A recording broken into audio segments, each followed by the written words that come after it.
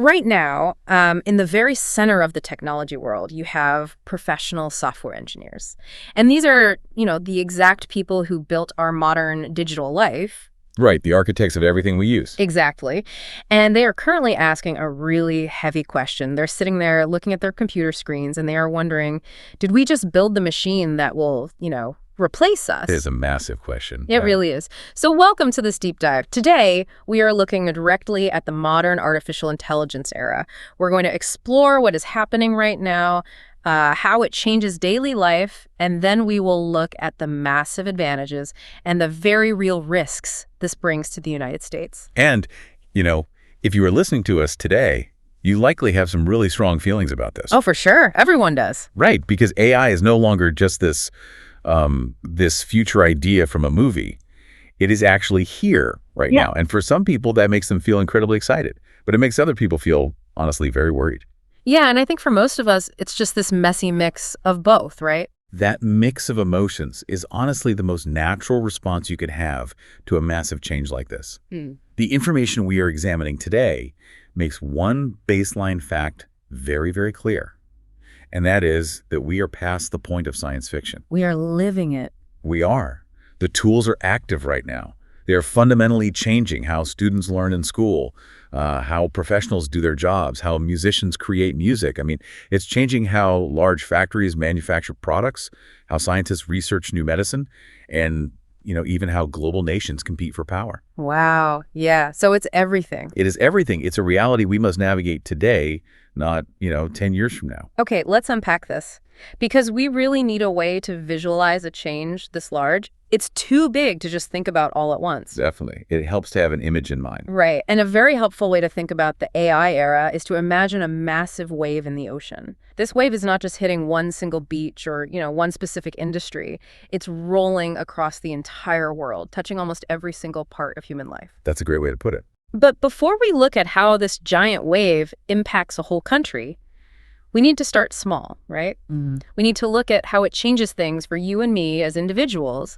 And the most logical place to begin is with education. I agree completely. Because if a new technology is going to change the world, it starts by changing how we process information, how we learn. That is exactly right.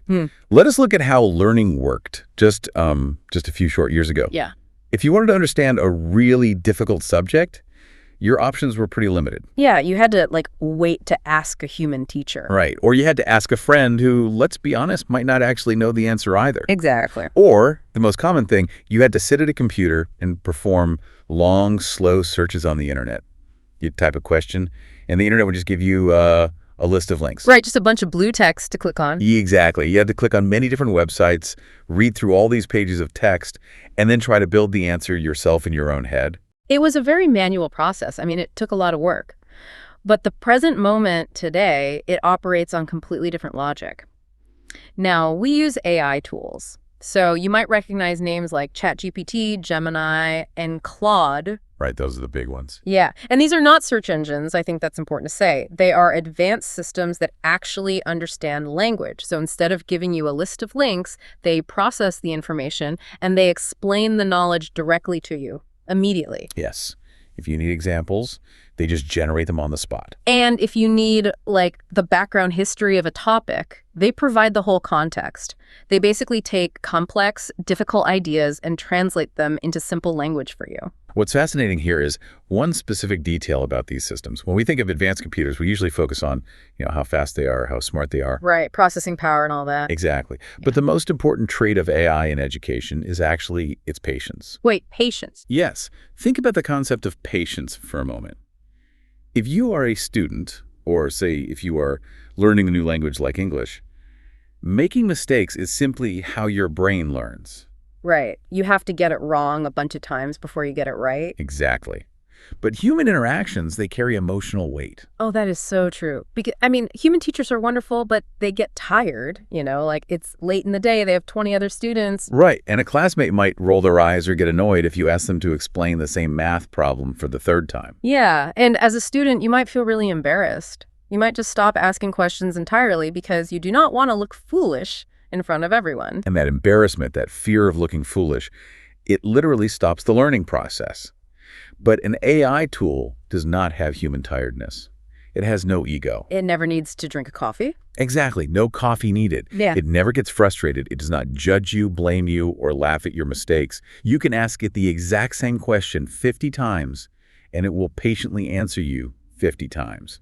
And offer encouragement each time, right? Yes. It acts as an infinitely patient tutor. Let's walk through what this actually looks like in practice for a second. So imagine you are studying a really difficult math or science concept. Okay, sounds good. You can look at a confusing equation in your book and simply take a picture of it or type it out and ask the AI, what does this formula mean? Right.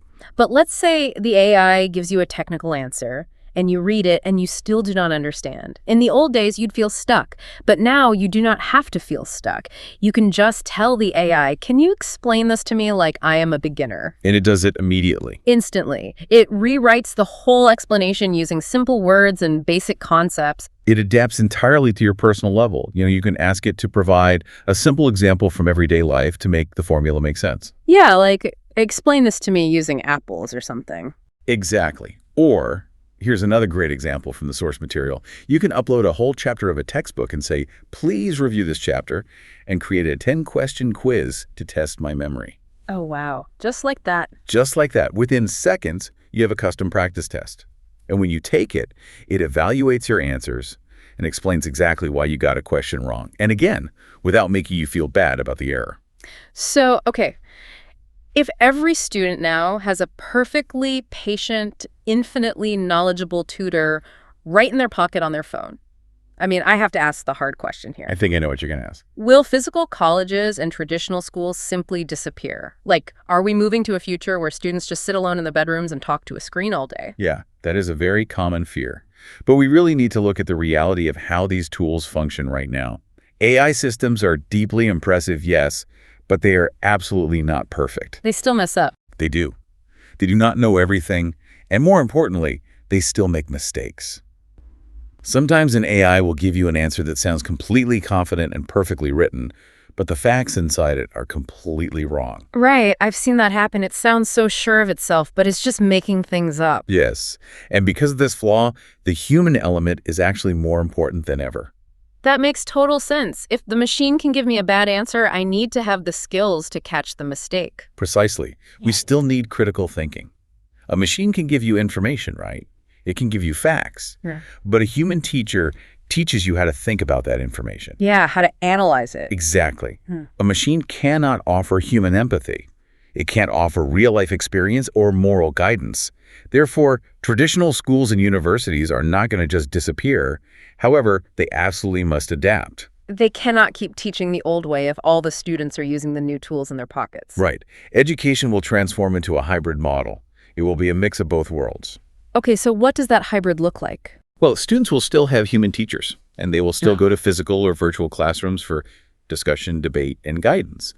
But those teachers will use AI tutors as a core part of the lesson. I see. They will use personalized online platforms that track exactly where a single student is struggling and then use AI to help them practice those specific weak points. So the school provides the structure and the critical thinking, and the AI provides the endless patience and the personalized practice. It really is a complete transformation of how we build human knowledge. But, if AI is changing how we learn about the world, it is also changing how we build the digital world itself. Yes, it is. So we need to look at the information technology industry. The people who create software, the coders and programmers, are now facing this exact same AI wave in their own daily work. The shift in the software industry is perhaps the most dramatic example we have today. To really understand the impact, we must contrast it with the traditional way of coding. Right, let's look at the old way first. For decades, writing computer code was considered one of the most difficult, valuable, and secure skills a person could possibly learn. It was almost like a superpower, you know? Programmers had to learn these deeply complex computer languages. Yes. They had to write software literally line by line, typing out every single command. It was incredibly detailed, tedious work. Highly manual. Yeah. If a programmer missed one small comma or, I don't know, put a bracket in the wrong place, the entire application might just crash. And then the real work began. They spent hours or even days doing manual debugging. Right, debugging. Debugging means reading through thousands of lines of text, hunting for one tiny error, and fixing it by hand. It required intense, quiet focus. That was the standard for years and years. But the new tools entering the market now, systems like Codex, Claude, ChatGPT, Cursor, and GitHub Copilot, they operate on a totally different level. They really do. These are not just helpful little chatbots. They're systems trained on massive amounts of existing computer code. Yeah. They deeply understand the logic of software. So today, a programmer does not always have to write every single line of code themselves. They can simply describe what they want in plain English, and the AI tool will generate the blocks of code for them. Here's where it gets really interesting. These tools can actually code faster than human beginners. Oh, absolutely. And because they are trained on the best practices of literally millions of professional programmers, the AI can sometimes write code that is cleaner and more efficient than what a new human programmer would write. Which is wild to think about. It is. And if there is an error, the AI can just scan the code, find the bug, and suggest the fix in seconds instead of hours. Right. And because of this incredible speed and efficiency, there is a very real, very heavy pressure building in technology centers like Silicon Valley. Yeah, I can imagine. University students who are currently studying computer science are looking at the job market and feeling very anxious. Professional workers are worried. The fear is just simple math, honestly. What do you mean? Well, if an AI can help one programmer do the work of 3 programmers, companies will not need to hire as many people. They fear the total demand for human coders will drop. It is very easy to see why they feel that anxiety. Let me try an analogy to see if we can capture what is actually happening to the job here. Okay, let's hear it. It feels like the industry is moving from an old tool to a new tool. It is as if software engineers used to be workers digging a deep hole with a hand shovel. Okay. Right. It was hard, slow, physical work. Now AI is like a massive, powerful tractor. The tractor can dig the hole in a fraction of the time, but a tractor cannot drive itself. Right. We still need a human sitting in the driver's seat. We still need a human who understands architecture to say, dig the hole exactly here at this specific depth for this specific reason. Does that make sense? That is a highly accurate way to look at it. The AI is the heavy machinery. The human is the director. So the conclusion we must draw is that AI will not simply replace all programmers and push employment to zero. Instead, the daily reality of the job itself will change. So if a programmer is not spending 8 hours a day typing syntax and hunting for missing commas, what is their actual job going to be? The required skill set is elevating. Programmers are moving away from manual typing and moving toward high-level system design. The new, most important skills revolve around architecture and human connection. Human connection. Yes, a programmer will need to deeply understand user needs. They must ask, what problem is the customer actually trying to solve? Ah, great. They will need to know how to design large, complex systems. They will basically act as managers for the AI tools, breaking a really big project into small instructions for the AI to handle. And they have to verify the results, because just like the student checking the math answer we talked about earlier, the programmer has to read the AI's code and ensure it is secure, safe, and actually works. Exactly. So the skill shifts from how to write code to how to think, how to design, how to ask the AI good questions, and how to verify the output. It is a shift from manual labor to management. Exactly. And, we expect machines to be highly capable of logic, math, and computer code. That aligns perfectly with our traditional understanding of computers. Yeah, computers doing math makes sense. Right. But this technological wave is not stopping at logic. It is pushing into territory that we always believed was exclusively human. Which is? The realm of art and creativity. Oh, yeah. This is a profound shift. Let us think about the traditional romantic view of art. For all of human history, creating art was viewed as a deeply mysterious process. It really was. It required inspiration. If a musician wanted to write a beautiful song, it might take them days, weeks, or even months of playing an instrument and writing down notes. Sweating over every detail. Exactly. If a writer wanted to create a poem, they needed a deep command of language, human emotion, and structure. It was a slow, deliberate process of pulling something out of the human soul. And that process, that difficulty, was a barrier. You needed talent, training, and immense amounts of time. Today, that barrier is dissolving. The exact same AI models that understand computer code also understand the patterns of human language, the structure of music, and the pacing of a story. It's crazy. The reality now is that an AI can generate lyrics for a song in 60 seconds. It can generate the actual audio of the music. It can write poems, develop scripts for short films, and outline creative ideas for video content. And it does all of this based on a single prompt. Yes. And a prompt is just a short, plain English instruction that you type into the system. You do not need to know music theory at all. You can simply type, write a soft jazz song about a peaceful night. Or write a poem about hope using simple English. Exactly. And the system analyzes millions of examples of jazz or poetry in its database, identifies the patterns, and generates a completely original piece of art in moments. This capability operates as a double-edged sword. It has immediate, massive benefits, but also deep structural downsides. Let us examine the positive edge first. Okay. This technology grants massive creative power to ordinary people. It really is the ultimate democratization of creativity. Think about an independent content creator making videos for the internet. Right. Or think about a school teacher trying to make a history lesson more engaging for their students.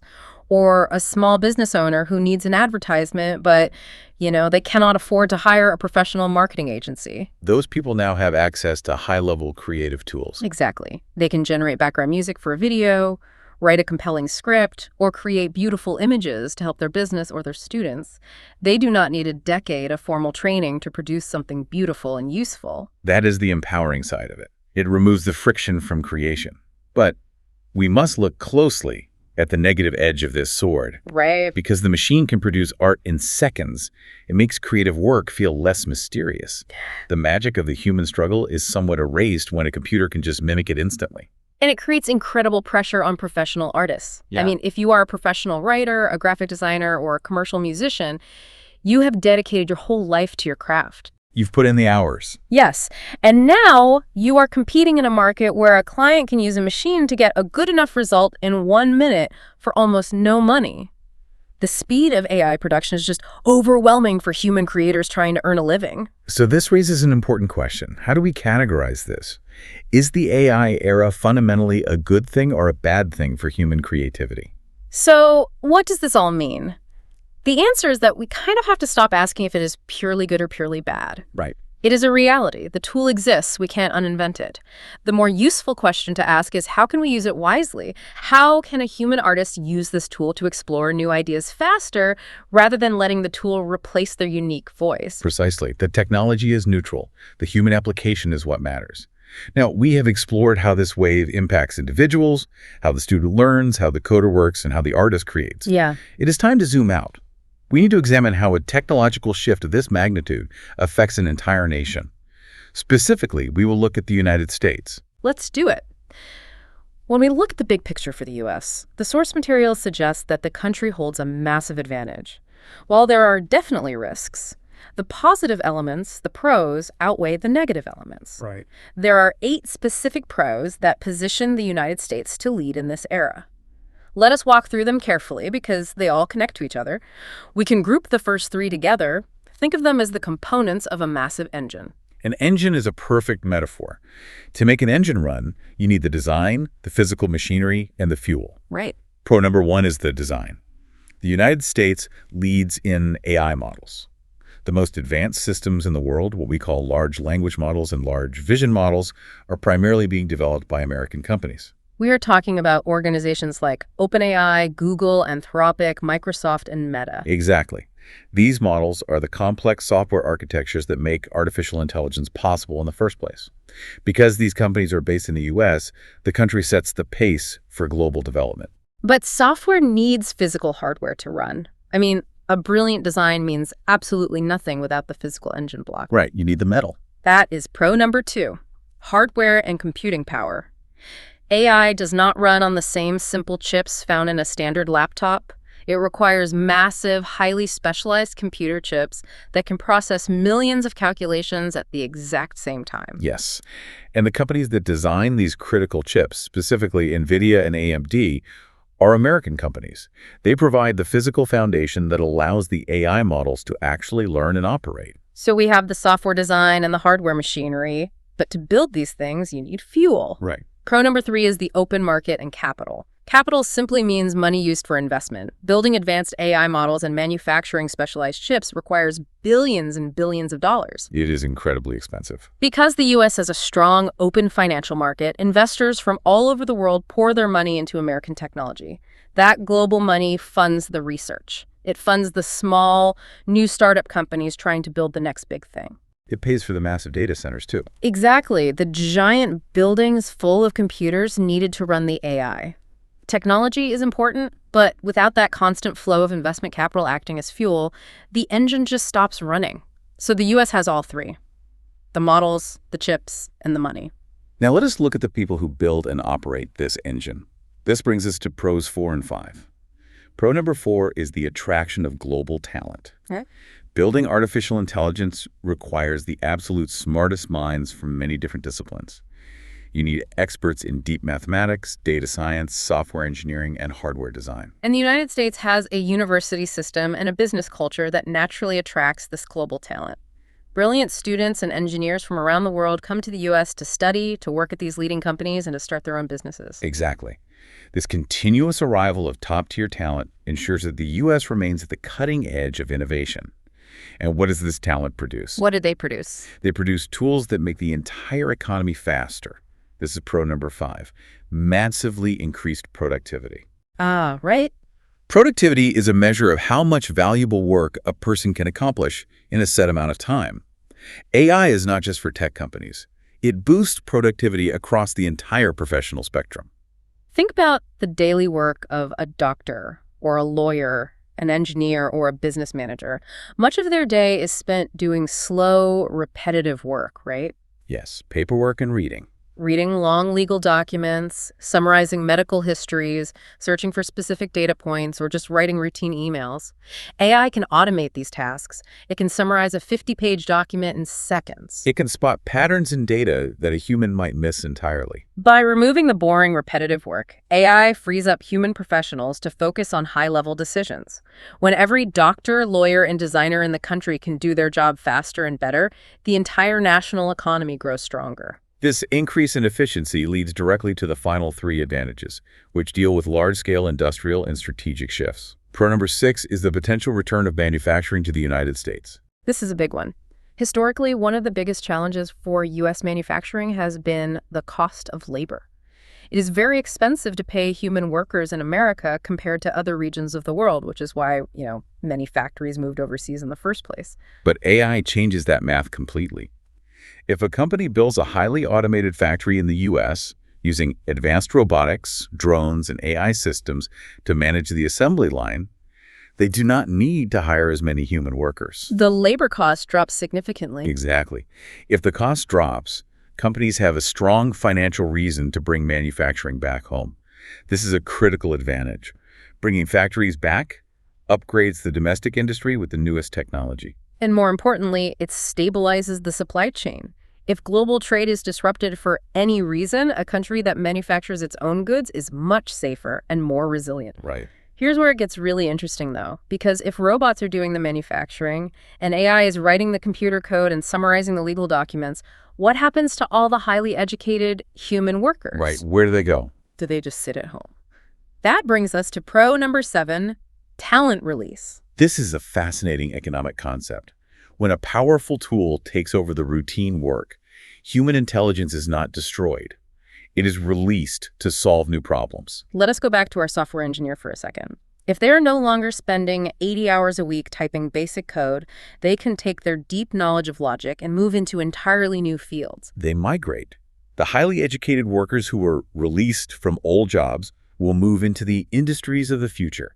They will go work on advanced robotics. Yeah. They will move into the energy sector to figure out how to power all these new machines. They will work in healthcare technology, or they will dedicate themselves to AI safety, ensuring these powerful systems do not harm society. The transition might be really difficult at first, but releasing smart people from boring work leads to massive innovation. And many of those brilliant minds will work on pro number 8, national defense. Oh, definitely. In the modern world, national security relies heavily on technology. Artificial intelligence is already strengthening defense systems. It is used to pilot advanced drones and unmanned vehicles. It acts as a shield for cybersecurity, protecting critical national computers from international hackers. AI also manages complex logistics, the incredibly difficult math of moving supplies, fuel, and military equipment across the globe efficiently.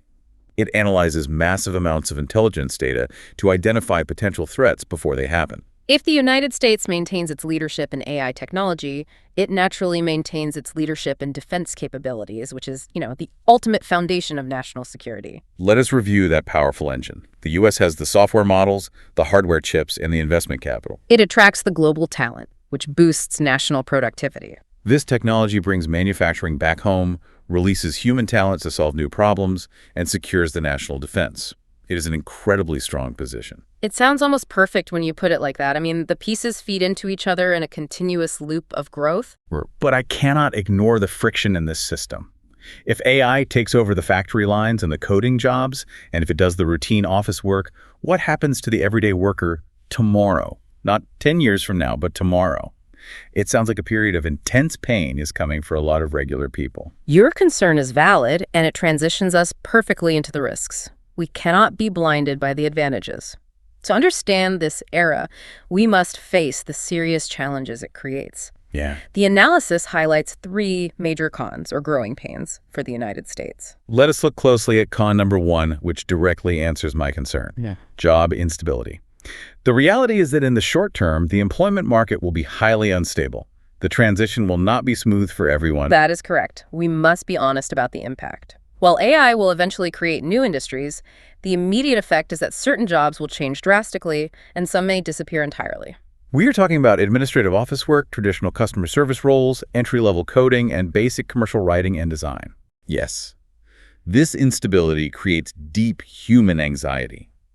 Workers are looking at their jobs and worrying about how they will pay their bills if a machine can do their tasks for free. And university students are deeply confused. They are trying to choose a major, but they do not know what skills will be valuable in 4 years. Parents are worried about what kind of world their children will inherit. The psychological weight of this transition is heavy because the disruption is caused by technology advancing faster than humans can naturally adapt.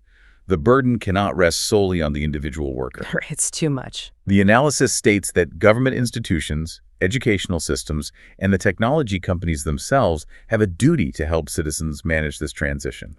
They must provide training and support. That is a massive social challenge. Now let us move to con number 2, which is a structural economic risk, the national debt. We are going to look at this purely as a mathematical reality, keeping all politics aside completely. The basic fact is that the United States national debt, the money the government has borrowed, is growing at a faster rate than the country's economic output. It's a problem of proportion. If the debt grows faster than the income, it creates long-term financial instability. Now, how does this connect to AI? Right. Why are we talking about debt? So some people hope that artificial intelligence is a magic wand. They hope that because AI boosts productivity so much, it will create so much economic growth that the debt will simply disappear on its own. But the analysis clearly warns against that kind of magical thinking. AI is a powerful tool for growth, yes, but it cannot fix basic mathematics on its own. Technology cannot solve financial imbalances without responsible economic management. Exactly. The country still requires wise policies and careful budgeting from its leaders. AI will help the economy run faster, but it will not automatically save a system that spends more than it makes. Exactly. Technology does not replace the need for sound governance. And speaking of governance, that leads us to con number 3, which is perhaps the most profound challenge of all, the burden on lawmakers and society. The people who write the laws at the federal and state levels are facing a situation unlike any in history. They are not just trying to regulate a new piece of software. They are being forced to answer massive, foundational questions about society, politics, and morality. The pace of AI advancement forces us to re-examine how society even functions. Let us thoughtfully consider the questions lawmakers must face right now. Okay. First, how should resources be distributed? If AI and robotics generate massive amounts of wealth by doing the work humans used to do, who gets that wealth? Right. Does it all go to a few technology companies, or is it shared with the public? Exactly.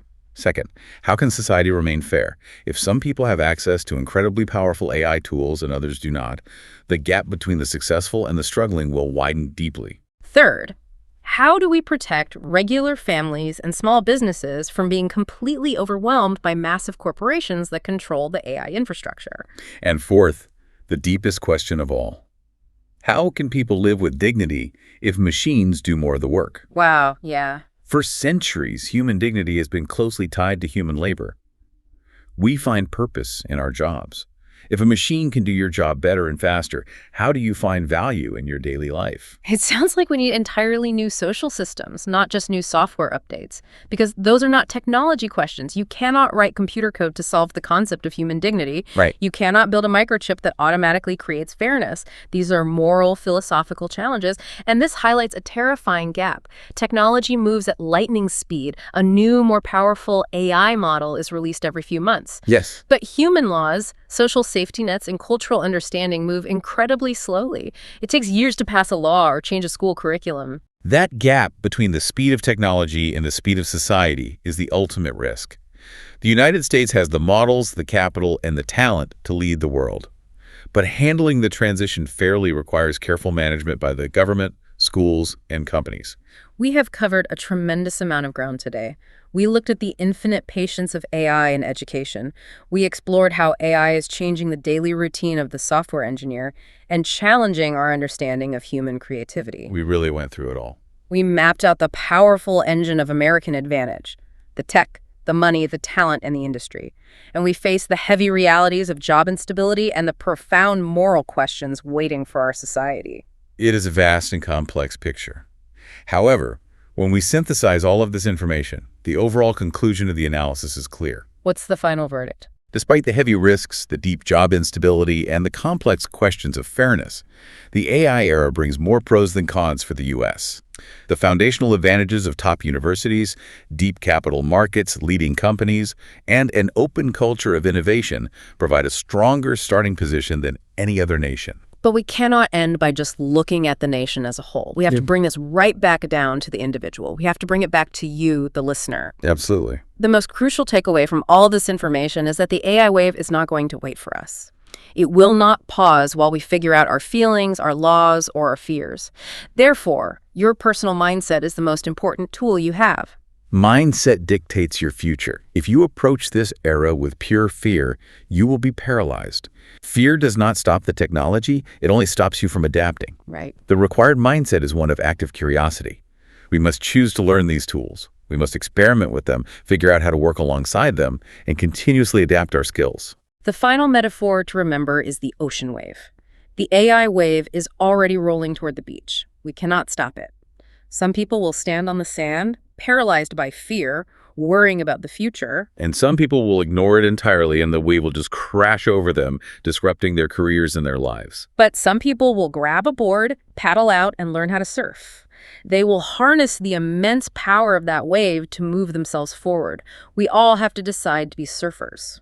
If we connect this to the bigger picture, it brings us to one final, deeply personal thought.